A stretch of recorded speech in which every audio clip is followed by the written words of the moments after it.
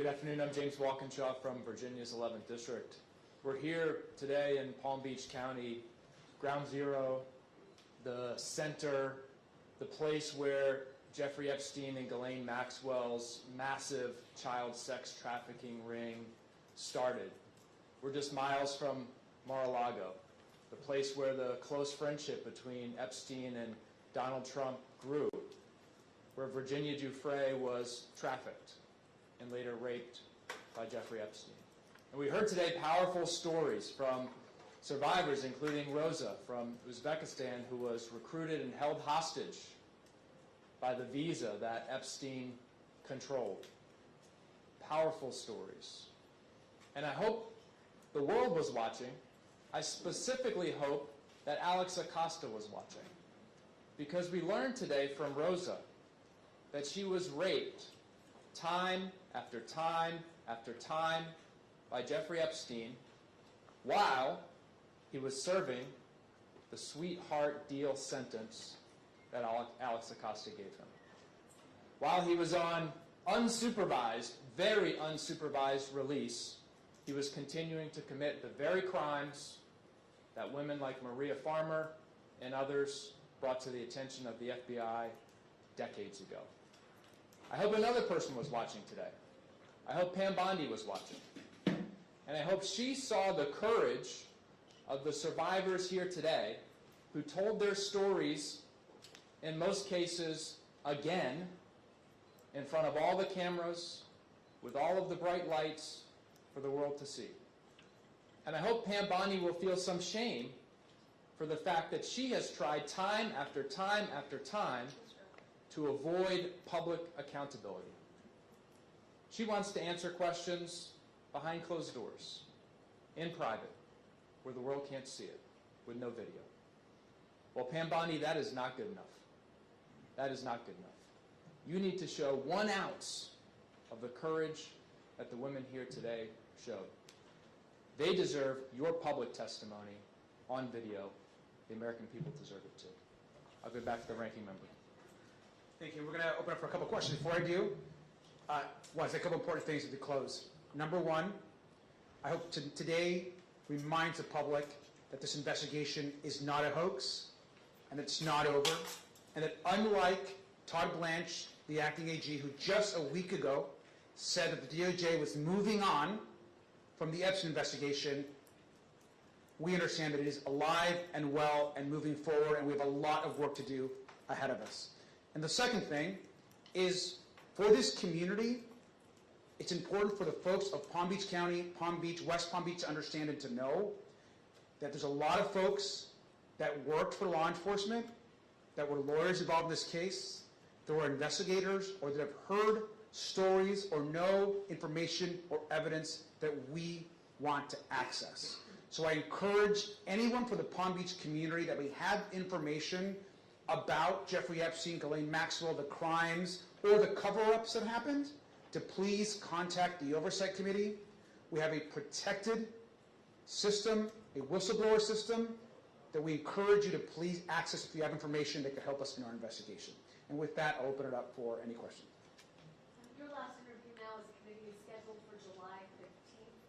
Do you expect that there will be more before the election? How many and who, by name if you can, do each of you most want to hear from as your investigation continues?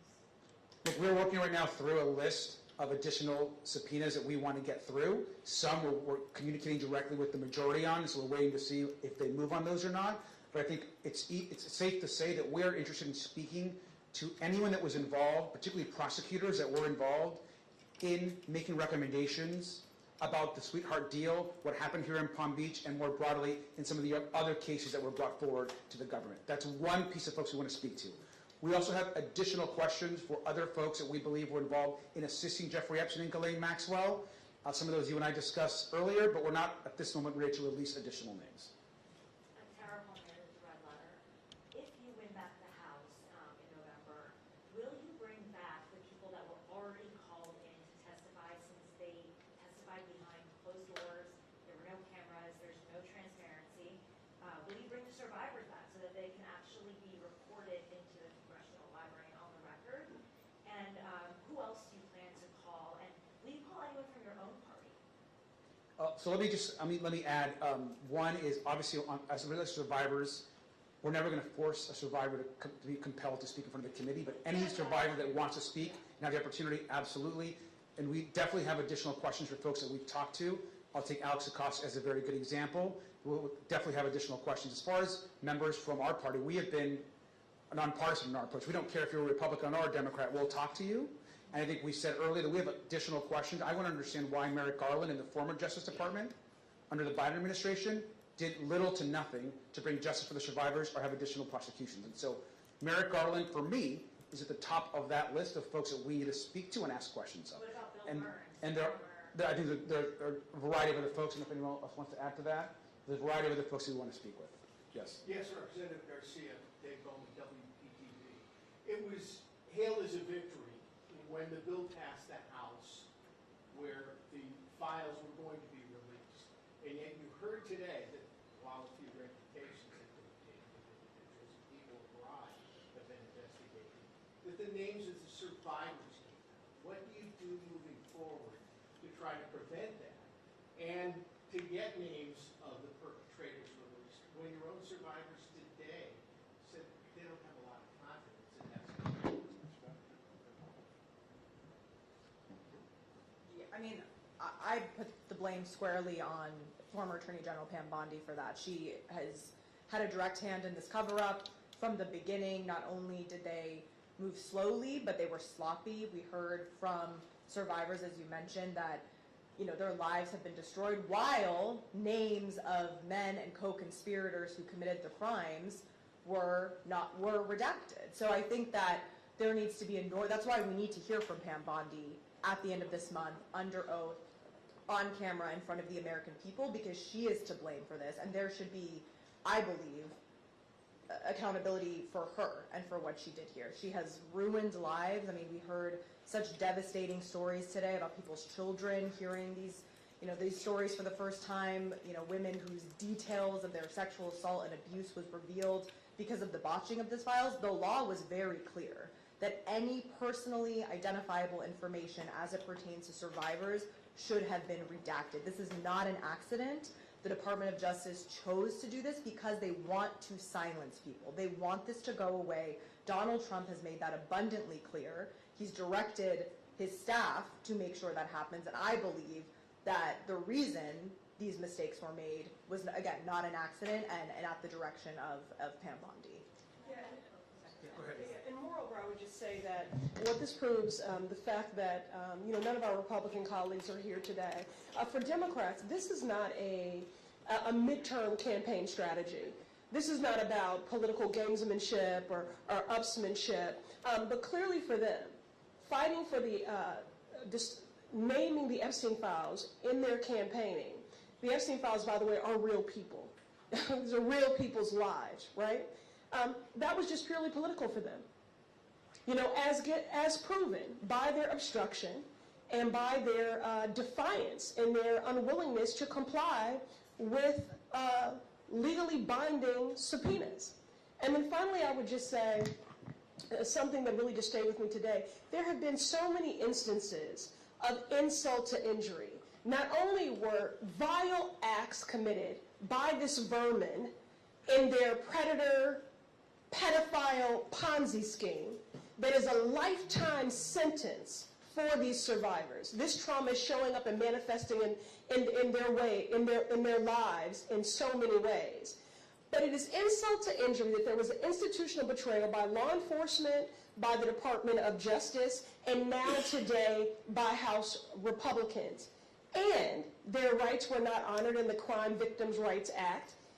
And the fact, as Congresswoman Randall speaks to, that their names have been unredacted. That was some of the most devastating testimony here today, this insult to injury. And in the words of Virginia Giuffre, we need to know who the monsters are. We need to follow every single road. We don't care if they're Democrat, Republican, independent, what state they live in, what their job is, if they're a politician, if they're a president, or if even they are a prince. We will follow all roads because this is not political for us. This is deeply personal. This is about these survivors and their families. And every monster, in the words of Virginia Giuffre, needs to be named and shamed because they could still be out there committing these evil, vile acts. Okay, last question. I just want to know if former state attorney, Mr. Fisher, if he's been invited to testify, and what could his testimony yield so far? What I can say is that we have invited some former Florida officials to testify voluntarily. That has yet to happen, and so we are prepared to compel testimony in the future. That's something that we're looking at right now. Thank you very much.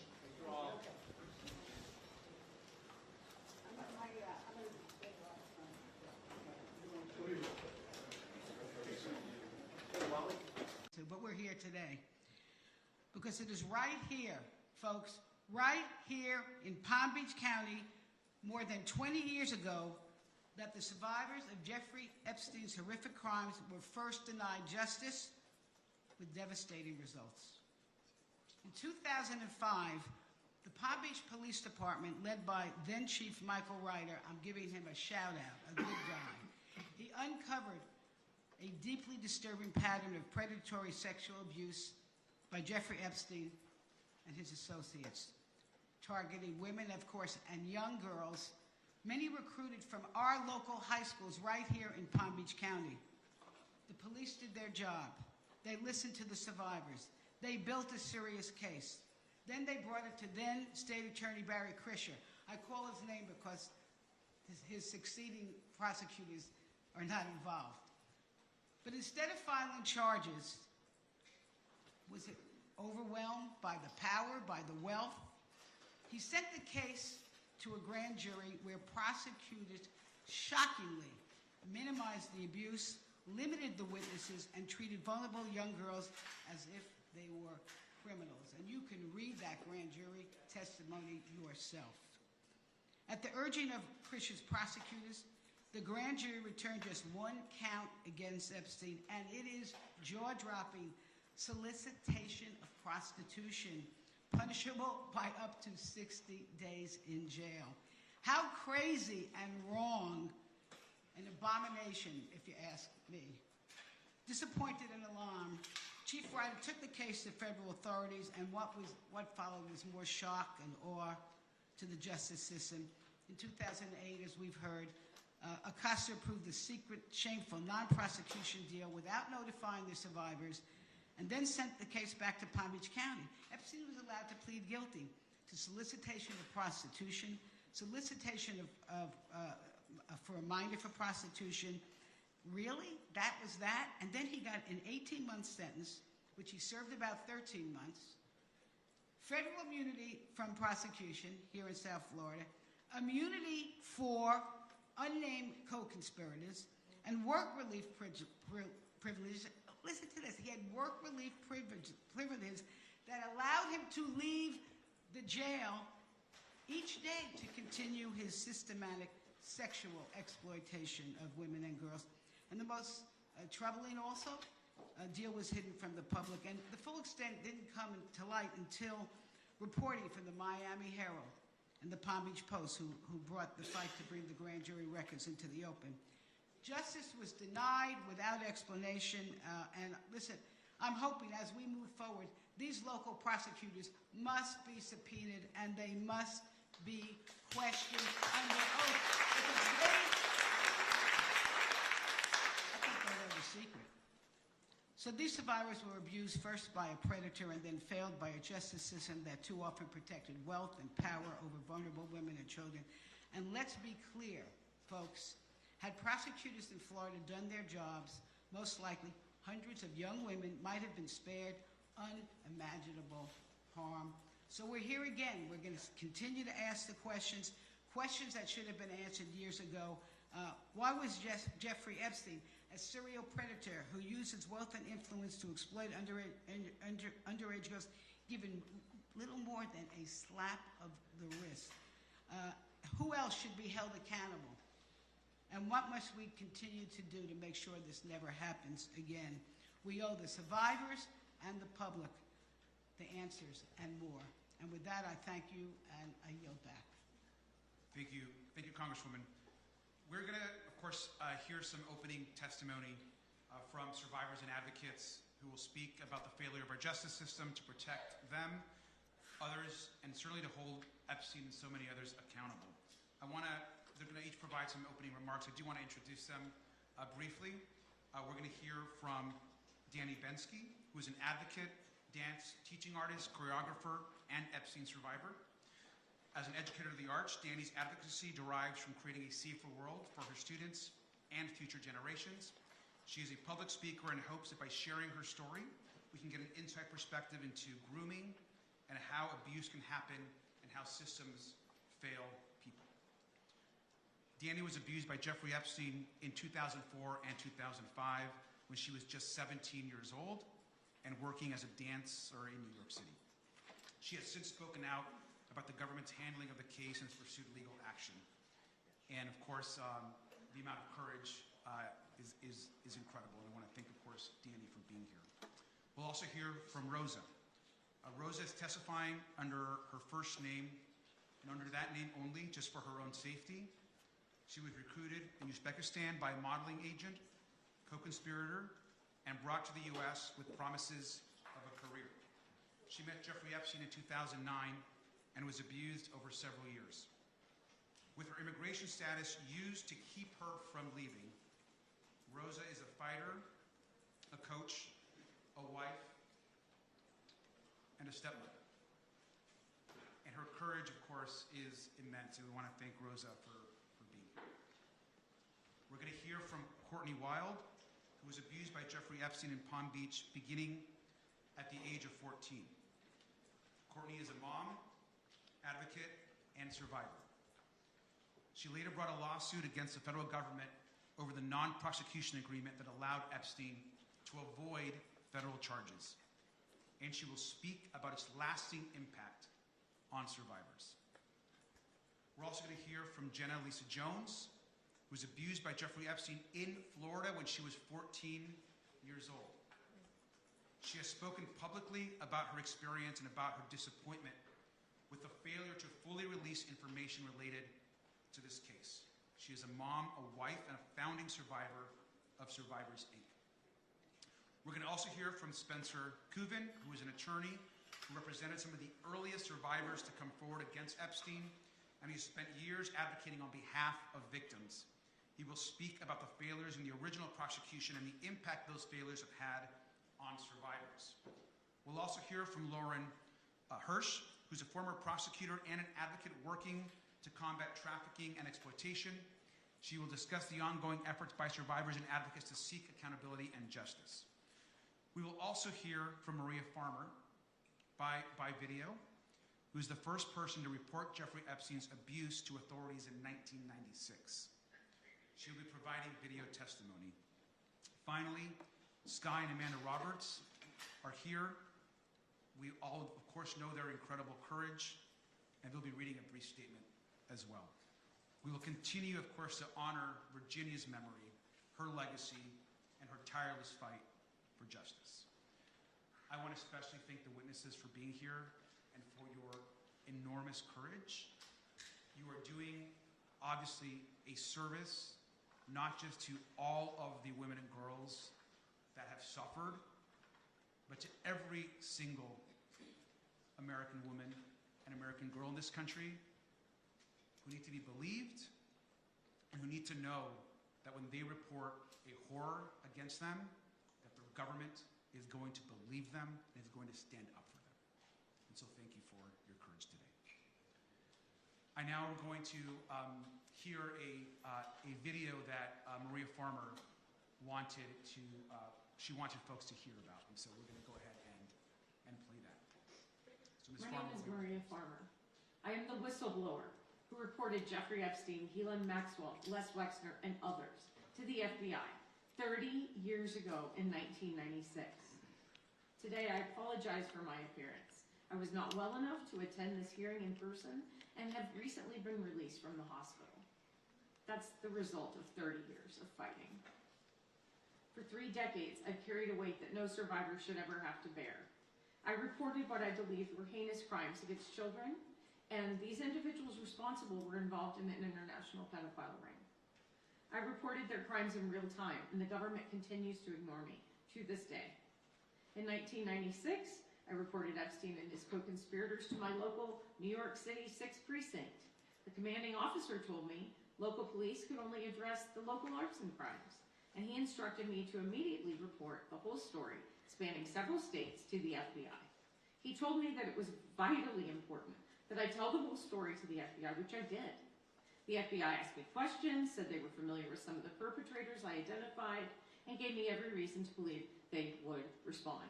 That failure, that single moment when law enforcement refused to take action, set off a cascade of injustice and grave repercussions to my sisters, my family, and so many others, and to me personally, including my health and well-being. The FBI's decades of failure and inaction led to countless more girls and young women suffering abuse and trauma that could have been prevented. Individuals like Virginia Jeffrey, Anushka DeGiorgio, Shantae Davies, Marika Chartoni, Danny Bensky, Jenna Lisa Jones, Ashley Rubright, and Jennifer Rose, among others. Each survivor represents a life changed forever, suffering that could have been spared if the FBI had done their job in 1996. The failures did not stop there. In 2006, the FBI tracked me down, stating that they searched for me because they knew I had reported Epstein 10 years earlier and no one else had. They urged me to testify in a federal criminal trial against Epstein and his co-conspirators, and they promised that they would get him this time. I trusted them again, relied upon them again, and they betrayed me again. Rather than following through with their promises, the government offered Epstein a sweetheart deal and shielded powerful individuals from accountability, and they persist in granting special treatment to certain people to this day. I have received death threats from Maxwell and her associates, including one instance where they threatened to burn my apartment down. And those threats have not stopped. I have been subjected to more than 3 decades of ongoing harassment, vicious challenges to my truthfulness, and real danger from internet instigators, trolls, and more. Meanwhile, my numerous efforts to obtain my 1996 report from the FBI have been rejected time and again. In 2023, I wrote a letter to the government asking for an investigation of the government's actions or inactions in response to my 1996 report. The Inspector General replied, saying they were busy with other things, would get back to me, and they never did. I sent multiple FOIA requests for my FBI report records. In January 2025, in response to my most recent request, the government said that they would get back to me in November of 2027, a delay of 3 years. I finally received a letter saying they looked at my complaint, took some kind of action, and the matter was addressed, but what they did was a secret. With no other choice, I filed an administrative claim against the government and then a lawsuit. Since then, virtually nothing has happened, and I'm left waiting and wondering what is next. With the passage of the Epstein Files Transparency Act, after years of efforts to get my records, an FD 71 form was released for the first time, confirming just a small part of my 1996 whistleblower report and vindicating some of what I had said for years. However, the full extent of what I told the FBI was not in that document, so the release of the Epstein files provides only partial relief for me. Where is the evidence I provided of my sexual assaults and that of my sister Annie? Why won't the FBI release my full report? The failures of those sworn to protect us have overwhelmed me. Doing my civic duty has cost me dearly. The stress of this trauma, the government hiding and refusing to turn over written confirmation of my 96 report, along with the ongoing harassment and death threats, have contributed to me developing serious health issues, including Hodgkin's lymphoma, a brain tumor, and recently Addison's disease. In the last month, I have spent 23 nights in hospitals, including multiple nights in the ICU. Along with my health, it has robbed me of my career. In 1996, I was fresh out of graduate school and living a life that I had always dreamed, creating and selling art in New York City. When I was assaulted, threatened, held captive, my career was halted, and the trajectory of my life was thrown off course. So many others had their dreams shattered by these crimes, and they could have been prevented. Individuals like Virginia Jeffrey, who is the backbone of this case and remains the inspiration behind this fight. She's the reason my sister and I came forward publicly, so we could stand together. She faced also relentless attacks to her credibility online, yet she fought. While Virginia may no longer be physically beside us, she's been our shining star and guiding light, and remains so today. The rest of humanity owes it to her legacy to continue this quest. We are still walking down the trail that Virginia blazed for us, so let me be direct about what we need. The federal government owes us explanations, accountability for injuries caused, and a promise of systemic change when crimes against children are reported. Accountability should start with the government's acknowledgement and responsibility for their repeated failures to act in response to my 1996 report. The government needs to take responsibility for endangering and injuring girls and young women. The government needs to start telling the truth, face my lawsuit, and be held to account to me and to all others who have been harmed. Had the FBI done their job, 30 years of child sex abuse and trauma could have been avoided. I want my full FBI file, including the 96 and 2006 reports, including my art. We also need the FBI and the Department of Justice to fully investigate every lead in this case. We need investigation and prosecution of everyone responsible, both men and women.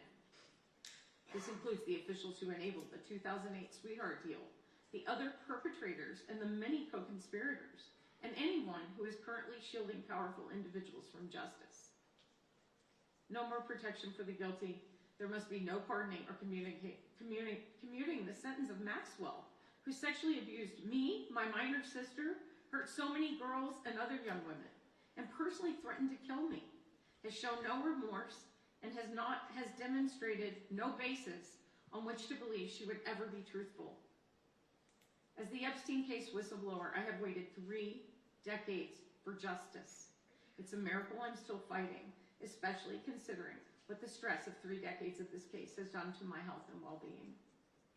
I will keep fighting for justice and transparency, for a better, safer future for the next generation. Thank you.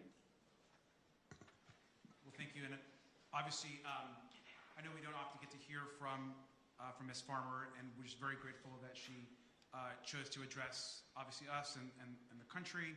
I also want to thank her sister, Annie Farmer, who has been an incredible advocate, a survivor, of course, herself, and has really worked to share her sister's story and her own story whenever possible. We're going to hear some opening remarks also from Sky and Amanda Roberts, and so I would ask them to join us here at the podium, and I want to thank them also for their courage and for being here.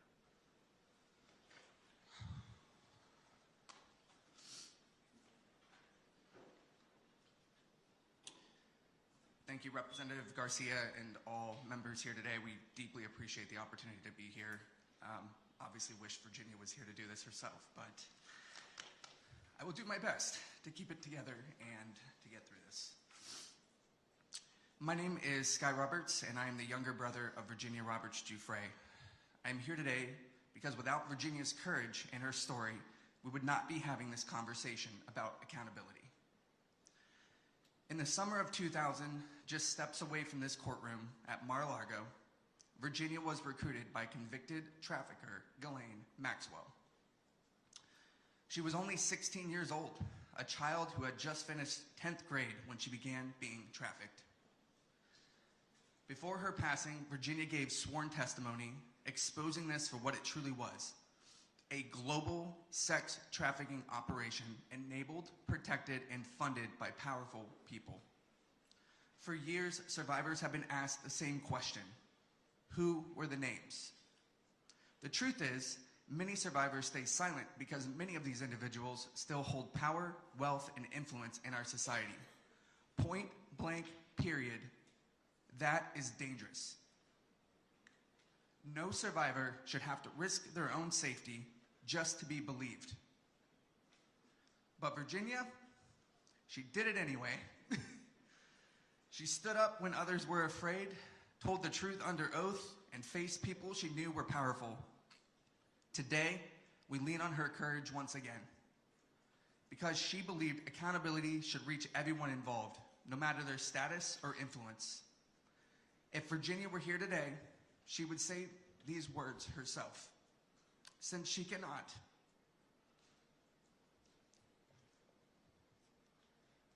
I will say them for her as her little brother.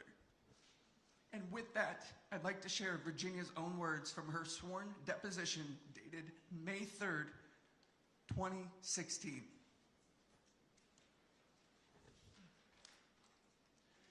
They trafficked me to many people.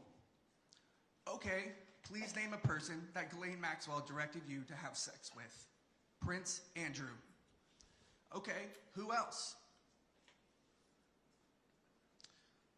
As a whole, they both trafficked me to many people. Okay, so can you please tell me when Ghislaine Maxwell asked you to have sex with another person? Glenn Dubin. Who else? Well, Redacted is another one. Ghislaine Maxwell asked you to have sex with Redacted? And Glenn Dubin and Steve Kaufman were, like I said, the first people I was sent to after my training. And where does Alan Dershowitz fit into this group of people? Same. I can't tell you piece by piece by piece who. I know Glenn Dubin was first. Okay. And I know Stephen Kaufman was one of the first that I was sent to. Alan Dershowitz could have been between there. Between Glenn and Stephen. This is only a small sample of the thousands of stories that still remain untold. But the question today is no longer whether names exist. The question is, what will Congress and the Department of Justice do about it? Even if only a handful of names are publicly known, will there finally be investigations and accountability? With that, I'd like to turn it over to my wife, Amanda Roberts.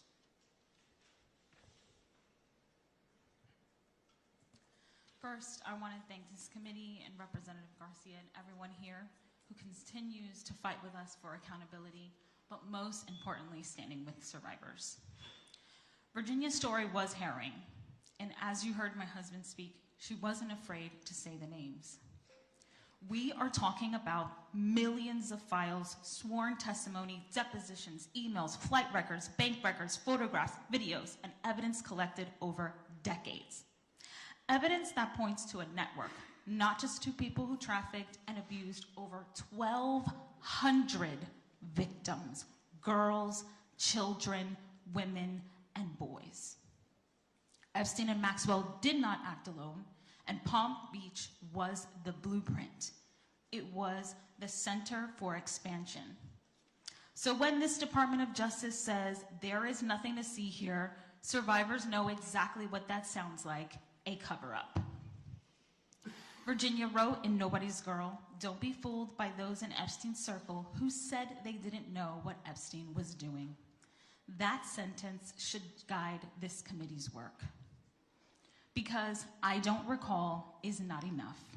When people like Les Wexner are asked about Epstein's finances and alleged connections to his network, the public deserves real answers and investigations. When Howard Lutnick has given changing accounts about his association with Epstein, that deserves scrutiny, resignations, and investigations.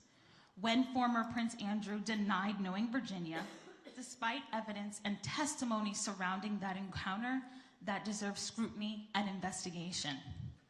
And when Acting Attorney General Todd Blanche met with Ghislaine Maxwell, a convicted sex trafficker accused of perjury, and shortly after was moved to a minimum security prison, that demands answers and investigations. So today we ask for 4 things. First, Congress must hold this Department of Justice accountable, including contempt proceedings, as the record has shown that this DOJ has violated the law.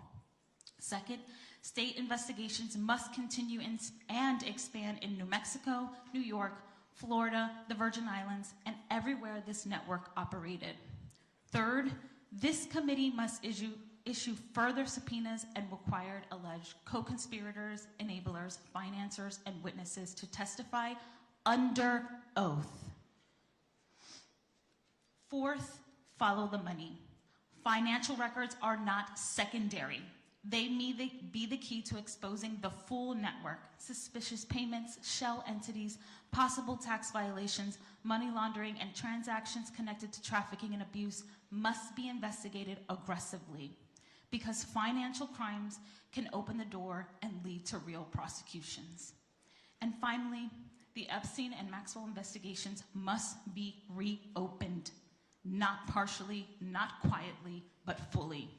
Survivors and the public deserve the truth, and enablers must no longer hide behind wealth, power, or silence. Thank you. Thank you both very much for those words. We are going to begin and hear some opening statements from our witnesses. So I want to just start by thanking Ms. Wild, who's going to be recognized now for her opening 5-minute statement. Ms. Wild.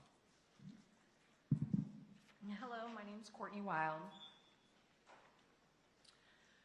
When I was 14 years old, I was abused by Jeffrey Epstein. He abused me until I was 17 years old. What happened to me was terrible, but what happened after that by our own government changed my life just as much. I came here today to ask for one simple thing, to make sure this never happens again. I filed a case under the Crime Victims' Rights Act because government secretly made a deal with Jeffrey Epstein. They signed a non-prosecution agreement. They made the deal behind closed doors. They never told me, and they never told any of us. Instead, they sent letters telling me to be patient, even though they knew the case was already over. For years, I believed there was an investigation happening. There wasn't. When I found out the truth, I went to my lawyer, Brad Edwards. He took my case in 2008, and he fought for me against the government for over a decade. We wanted to do the right thing for all victims. Together, we wanted answers to a simple question: how could this happen? We had to fight all the way to the 11th Circuit, which took years to get the emails between the government and Jeffrey's lawyers to help us understand what happened. When we finally got them, they showed something I will never forget. The government wasn't trying to negotiate with Epstein's lawyers. It looked like the government was trying to make him happy. They were trying to make sure that the punishment they were going to give him was okay with him. It seemed like they had forgotten that there were 40 of us kids who had been abused by him. I was so confused because where I come from, if you commit a crime, you go to jail. I have never heard the feds of letting you help them decide which crimes they were going to charge you with, or if you're cool with how long you're going to spend in jail. But I thought, what do I know? Maybe that's how it works for rich guys. That's how it did work for Jeffrey Epstein. Finally, after 10 years of fighting, in 2019, a federal judge finally ruled that my rights and that the rights of other victims were violated by the non-prosecution agreement. But there was nothing that could be done about it. There was no remedy.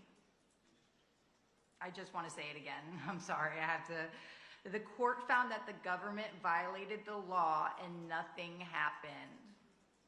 That means the law, the Crime Victims' Rights Act, 18 U.S.C. 3771, does not matter. And if the law has no consequences, it doesn't protect anybody. I was lucky to have a lawyer willing to fight for me for almost a decade. A lot of victims won't find that, especially in this case where everybody made us feel like we were crazy. So I'm asking you to fix that. Please fix the Crime Victims' Rights Act so it could actually help victims in the future. I have my own ideas, and my lawyers have more ideas, but I really hope that if nothing comes of this, we can finally get the legislation right. There needs to be a clear definition of what it means to meaningfully confer with victims. I'm still not sure what that actually means, but I know it never happened for me. There must be real consequences and penalties in the statute that apply automatically when a court determines that a victim's rights have been violated. The answer after after years and years of litigation cannot be nothing happens when you finally win and prove that your rights have been violated. If prosecutors choose to ignore victims, those victims' voices must be put on the record, memorialized, and preserved, especially when a deal is made behind closed doors. There needs to be attorneys' fees provision so victims can find lawyers who will stand up for them. If those changes had existed back then, maybe what had happened to me and so many others would have not happened. My case against the government for violating the rights of at least 40 of us Palm Beach kids was happening from 2008 to 2019. Do you know how many other girls Jeffrey abused in that time period? I bet the FBI knows. But the point is that Epstein continued to abuse other girls in New York, New Mexico, around the world, and even still here in Florida, well, after he was released in 2009, and everybody knew it. There were lawsuits, there were so many new articles, he was a registered sex offender, and still nothing was done by the government. Not until 2019 when he was finally arrested. None of those girls should have ever been abused. Jeffrey Epstein should have been in jail. If he had been in jail like any other man who did the same thing as him, he would have been, and there wouldn't have been a single victim after 2009. But he wasn't, and he did. He abused so many girls after 2009 at the same exact time that I was asking the government why he got the deal and why they violated my rights. That is the real injustice here. That is the real thing we need to prevent from ever happening again in this country. I was there for his bail hearing in 2019, and I spoke to the judge right in front of him about how dangerous he was. The bail was denied, and for the first time I thought we might finally get justice. A month later, he was dead. Once again, the system failed us. Someone let him die in a secure prison, ensuring that he would never be held accountable for what he did to me as a kid. Since then, there have been prosecutions, there have been civil cases, there have been settlements, but none of that changes what was lost, and none of that fixes what was allowed to happen in the first place. We fought for years to get Jeffrey Epstein arrested. We fought to hold people accountable. We did not fight so that this could turn into something political, or so that our rights would be violated once again. I lost years of my life fighting this, and so did many others. We did that so the next victim wouldn't have to. So don't let this work be in vain. Make the Crime Victims' Rights Act matter. Thank you so much. Thank you very much, Ms. Wild. Ms. Jones, you are now recognized for your opening statement. Ranking member and members of Congress, my name is Jenna Lisa Jones. I was 14 years old when I was abused by Jeffrey Epstein in Palm Beach. It has taken me many years to find my voice. For a long time, I stayed silent because I was afraid and because I did not understand why this happened to me. When I finally came forward, I made a commitment to use my voice responsibly. I'm here today to do exactly that.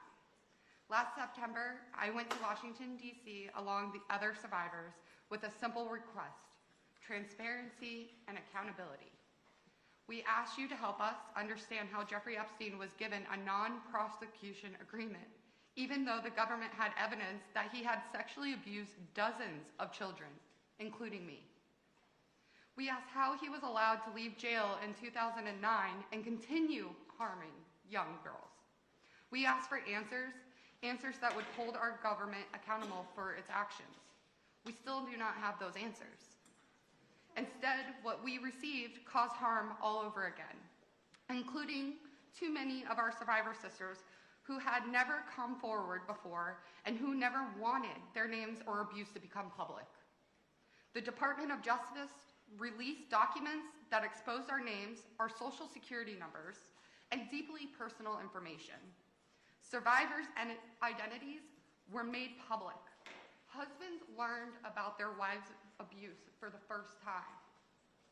Children learned about the abuse of their mothers from reporters, from strangers on the internet, and in some cases, from other kids at school. Some survivors learned that friends had also been abused only because they saw their names in those documents. Others saw the most intimate details of their own trauma publicly exposed. Our privacy was violated. The government promised us over and over again that our information would be protected and properly redacted. Those promises were broken again. We came to you seeking answers for why our rights were violated in 2007.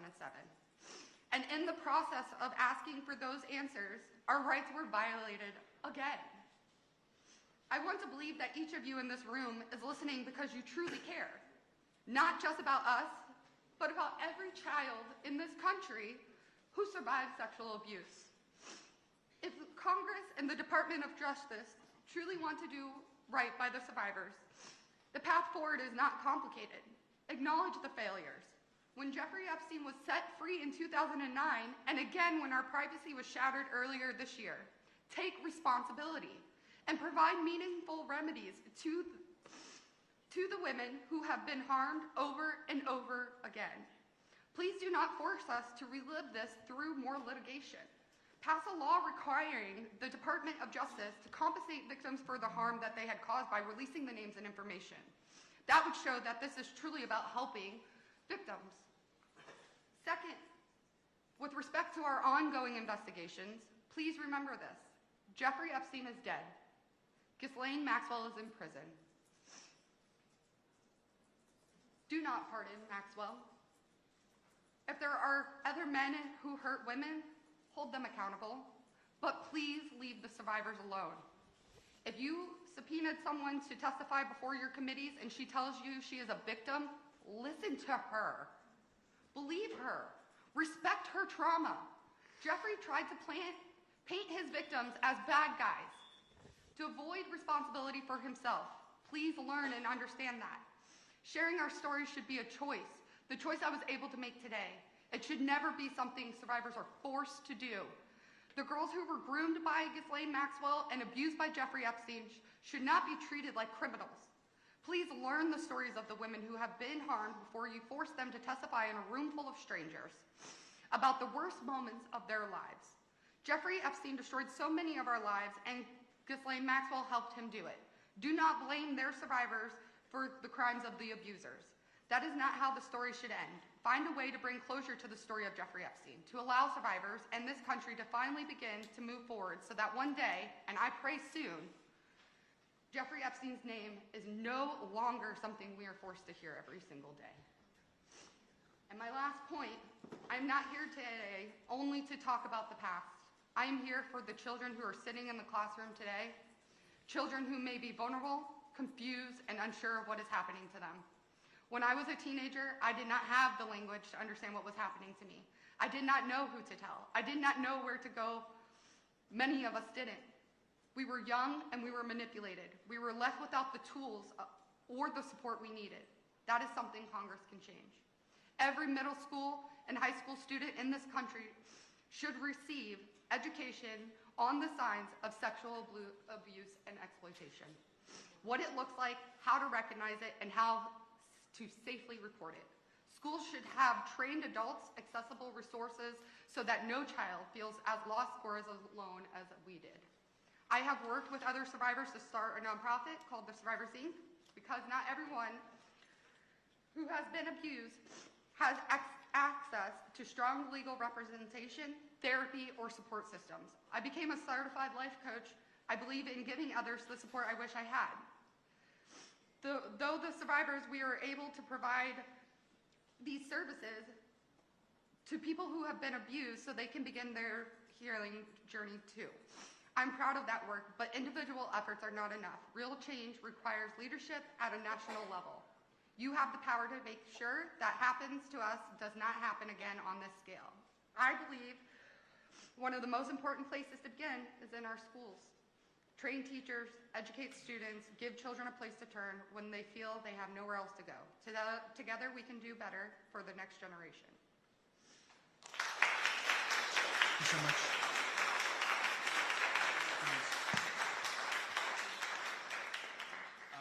Ms. Bensky, you are now recognized for your opening statement. Thank you. Thank you. Hello, my name is Danny Bensky. I was abused by Jeffrey Epstein in 2004 and 2005. That was 8 years after Maria Farmer first reported Jeffrey to the FBI. Although discussing my abuse is far from easy, I live with diagnosed PTSD from that experience. My story is actually one of the safest stories to tell. The key abuser who caused me physical harm is dead. It's imperative to understand that the stories you are hearing today are a tiny fraction of the whole. I am one of more than 1,200 girls and women. I don't face the same level of threats of defamation lawsuits and serious risks to my safety as some of my survivor sisters do. While there are co-conspirators who do need to be held accountable for the parts that they played in the operation of my own abuse, I was trafficked only to Jeffrey, which really, unfortunately, is not the case for so many others. I was groomed prior to meeting Jeffrey. I grew up in the dance world where perfectionism, body image issues ran rampant in a world that was built on hierarchy and secrecy. I would have my body criticized, critiqued, and manipulated, not so different from what I initially experienced with Jeffrey. I was trafficked to Jeffrey. I had 2 recruiters. One was a late teen, and the other was only 15 years old, just trying to escape her own abuse. Jeffrey weaponized my aspirations and dreams by speaking the language of dance and making false promises. My mom had been diagnosed with a brain tumor. I had seen the name Epstein listed on a donor wall and believed that his wealth and power had come from the medical profession. I brought him her scans, hoping to understand her diagnosis. Instead of helping her, he used my mother's brain scans over me, giving me an ultimatum: either recruit more girls or do more for him. I didn't end up recruiting anyone, and instead just endured the abuse. In May of 2005, my mother had a successful operation at Mount Sinai to remove the tumor, and I finally extricated myself from Jeffrey's web. The Epstein case demonstrates that institutional systems have failed survivors time and time again. I was first subpoenaed in 2008 for an interview. I was just 20 years old, and without a victim's rights advocate or a lawyer, I didn't know that I was entitled to those protections. No one told me I was safe, and for many parts of my interview, it felt like an interrogation. Jeffrey had already threatened my friend, and he had told me that I would be charged with prostitution if I ever interacted with law enforcement. He made it clear that he held the cards. The passage of the Epstein Files Transparency Act was a moment in which survivors hoped and believed that we might see some reckoning. But the system, yet again, failed survivors. Before the first document dump by the DOJ, my lawyer teamed up with another law firm representing survivors. Together, they submitted 350 victims' names to the DOJ as names that needed to be redacted prior to the deadline on December 19th. In the first round of documents, I saw my name in 2 places. Then in the January dump, there were more, and the redactions were far, far worse. These files displayed my name, my phone number, my old address, where I worked at the time, where I was studying, and other identifying information. What's important to understand is that these documents weren't just somehow overlooked and not redacted at all. On one document, my nickname, Danny, redacted, while Danielle Hannah Bensky is left completely unredacted. I am just one of the hundreds of survivors exposed like this. A few weeks ago, a legal analyst reached out to to share that yet again, my name appeared in a third batch of only 20 documents. After my lawyer continued to contact the DOJ on multiple occasions for protection, my name and information remained attached.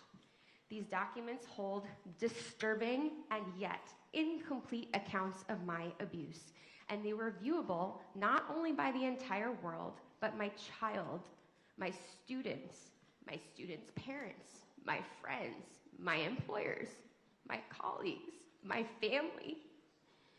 I am public. However, in my FBI 302, a Jane Doe who has never ever wanted to be revealed was exposed. This outing of survivor names does real irrevocable damage. The passage of the Epstein Files Transparency Act was meant to be a moment when survivors could regain their power and finally obtain the truth. It was a time for our institutions created to protect the American people to, for once, stand on the side of survivors. As survivors, we have said time and time again, this is not political. This requires coming together and prioritizing coming together, not political showmanship.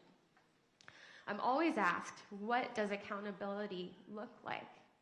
Accountability means removing perpetrators from power, seeing arrests be made, and legislators pass laws like protecting victims' rights, like Virginia's law, which would remove the statute of limitations for victims' civil claims against their abusers. Our entrenched systemic failures have allowed powerful people like Jeffrey to thrive. When institutions prioritize protecting the powerful and their enablers over protecting victims, abuse becomes normalized. If we continue down this path, the question isn't whether abuse will happen again, but who will be the next Jeffrey Epstein. This moment is critical. It is time to reform our system to protect our survivors, not the perpetrators, and to ensure the truth can come to light. Thank you.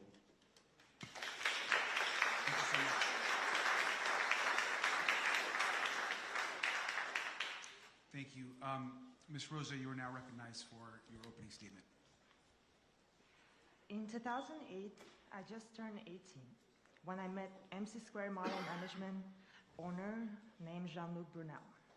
Coming from a financial and stable background, I was a perfect target for coercion. I was promised modeling career beyond my dreams. In less than 6 months, MC Squared obtained an O1 visa for me, a feat nearly impossible for a teenager with almost no experience. I did not have the documentation to earn that visa. By May of 2009, I was in New York City. I was isolated, controlled in a manner I've never experienced before. Within 3 months, the agency claimed I owed them over $10,000. I had no family, no friends, or no money. MC Square controlled every aspect of my life, where I went, how I dressed, and how I looked. They provided me enough of allowance to keep me afloat, but never enough to be independent. Less than a month after I arrived to the United States, my agency sent me to a home of a registered sex offender. I was introduced to his girlfriend under the disguise that she was a photographer who helped me build my portfolio. Now I know that Jeffrey Epstein was supposed to be in jail cell in June of 2008. I met him at his house right here in West Palm Beach. He was not in a jail. Jean-Luc Brunel brought me to West Palm Beach to have dinner with Epstein in July. Epstein used the names of powerful politicians to demonstrate his influence. He told me he's an investor of the very agency that promised me a career. He also spoke of his arrest, that it was a game, bragging about girls visiting his cell, and his friendships with authorities. Jeffrey offered me a position at the Florida Science Foundation to handle phone calls to help me with my financial troubles. One day, his masseuse called me into his room, where I was molested for the first time by Jeffrey. For the following 3 years, I was subject to ongoing rape. Jeffrey Epstein was under house arrest for the molestation of underage girls at the exact time he was abusing me. Seeing that the fact that he could commit those acts made justice feel impossible to me, and it took my ability to seek for help.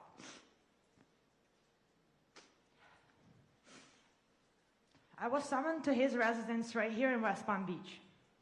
My agency relocated me to Miami to keep me closer, and only after he was released from the house arrest, I was allowed to go back to New York City, where my nightmares continued. Those years of abuse turned into a decade of fear that I still carry today. I eventually found the courage to reach out for help. I stepped forward along other survivors, hoping those who allowed this to happen will be held accountable. I kept my identity protected as Jane Doe. I woke up one day with my name mentioned over 500 times.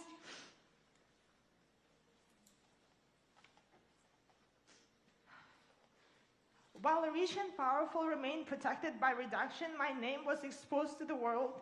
Now reporters from across the globe contact me. I cannot live without looking over my shoulder. I can only imagine the long-term impact this mistake will have on my life. I wanted to be a doctor when I was a kid. So I want to end this statement with a story. In 1800, the doctor named Ignaz Semmelweis discovered something life-saving. He realized that the doctors who were performing autopsies and then immediately delivering babies without washing their hands were carrying cadaverous particles, causing women die in agony. He had evidence, he had solution. He begged the medical establishment to wash their hands to save lives. But the doctors were offended. They found it easier to protect their own reputation and maintain the status quo than to admit they were the ones causing harms. They chose their pride over the life of women, and Dr. Semmelweis was ignored, ridiculed, and eventually cast out. I see the same patterns happening today with handling of these files. Releasing my name while redacting the name of other powerful is not a mistake, it's a choice. It's a choice to prioritize the comfort of an institution over the safety of the survivors. The evidence is right here, yet those in power rather us die socially, emotionally, and physically, than admit their own complicity. I am no longer a Jane Doe hiding in the files. I'm a woman, I'm a fighter, and I'm a witness, and I'm begging you, please wash your hands.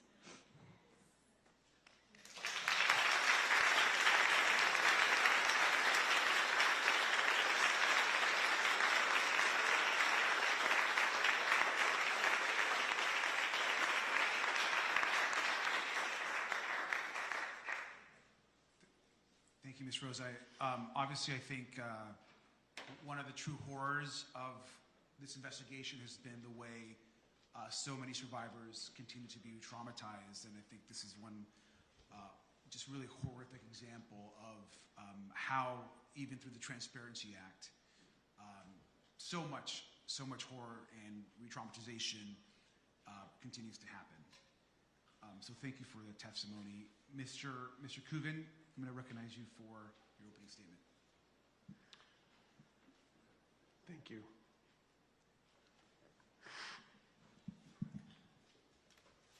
Truly moved by her strength. Ranking members of Congress. My name is Spencer Coogan. I've represented numerous survivors of sexual exploitation and trafficking over the years, including the first victim to come forward in the Epstein investigation here in Palm Beach. I'm here today because what happened during the prosecution of Jeffrey Epstein was not simply a failure of judgment. It was a systemic failure of justice.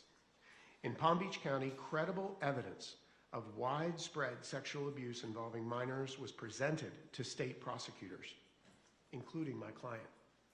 Law enforcement initially identified dozens of victims. The conduct was organized, repeated, and devastating. Yet instead of a prosecution that matched the scale of the harm, what followed was a secret agreement, as we know, that minimized the abuse and insulted the children that had been abused.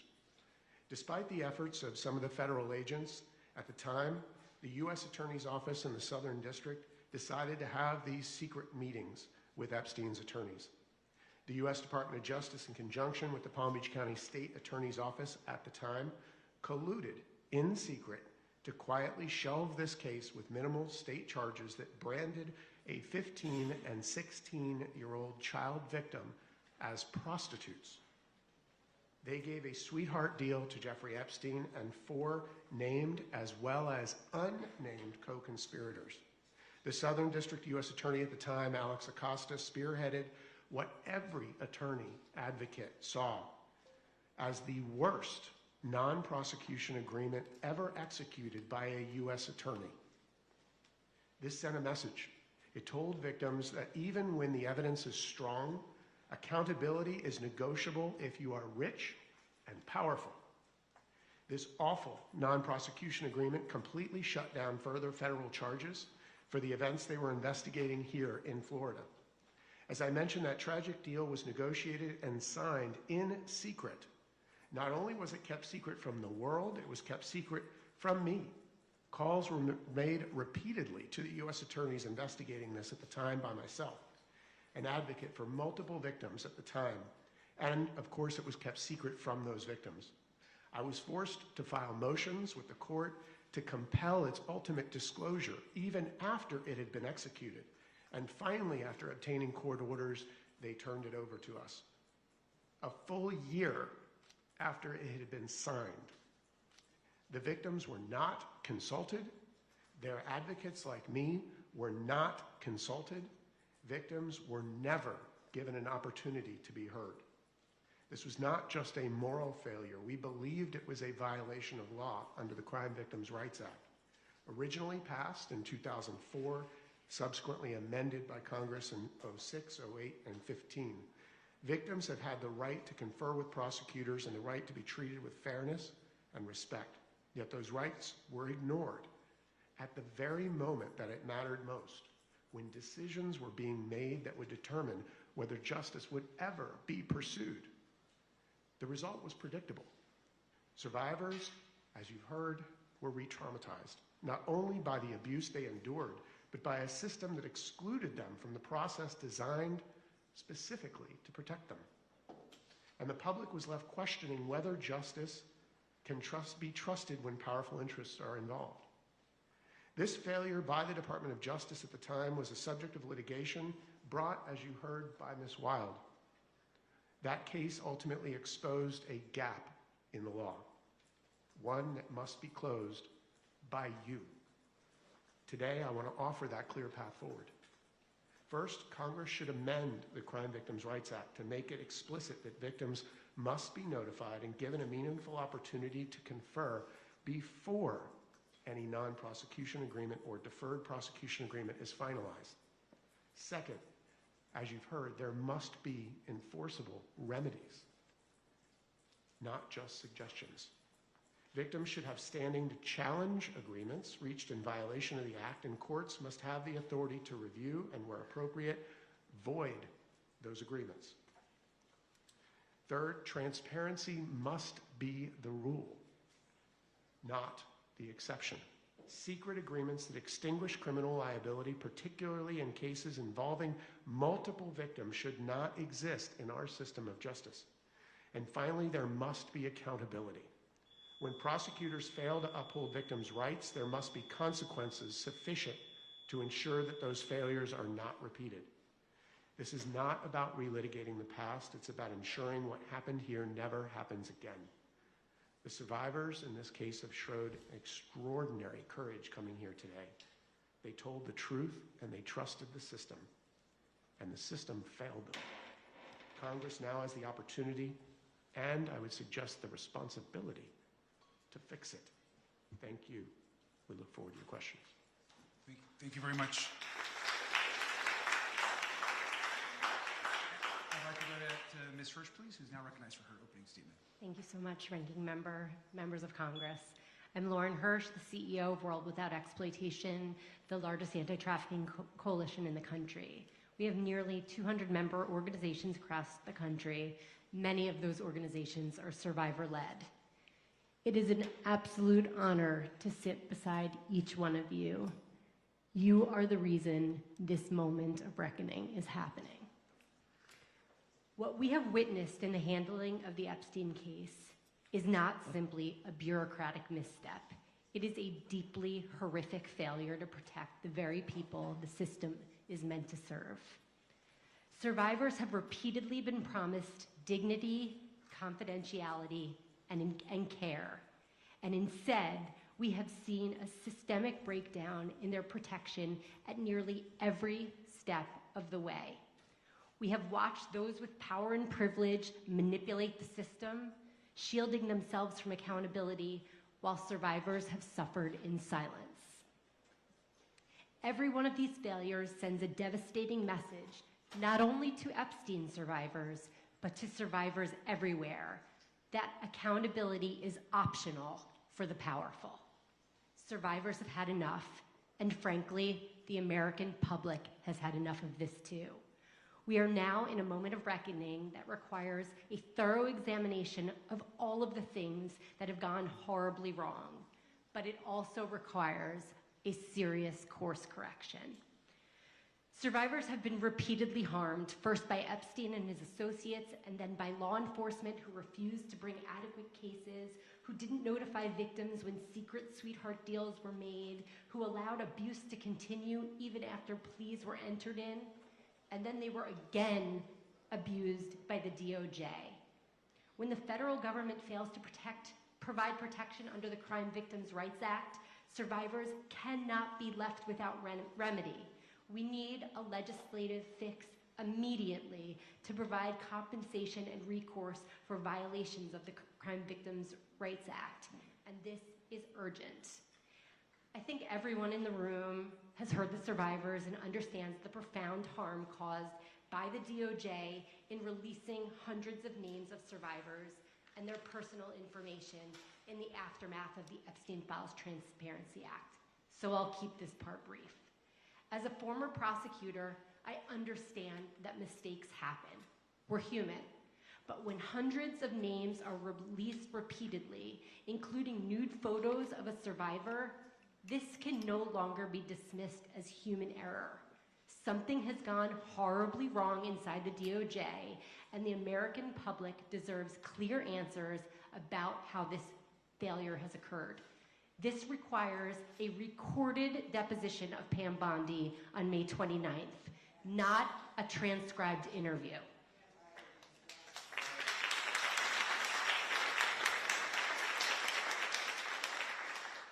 Survivors also deserve meaningful legislative recourse, including a private right of action, so that they can be compensated for the exposure of their private information to the public.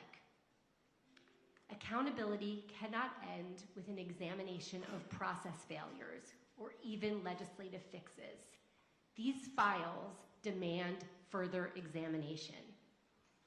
Assertions that there are